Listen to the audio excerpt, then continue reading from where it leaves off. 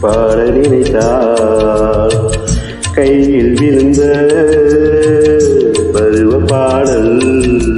மஞ்சள் மணக்கும் எண்ணெற்றி வைத்த பொட்டுக்கொரு அர்த்தம் இருக்கும் முன்னாலே மெல்ல சிரிக்கும் முத்து நகரத்தினத்தை அள்ளி கேட்கும் முன்னாலே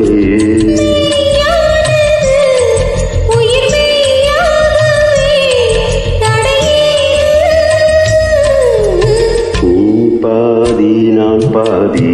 கண்ணே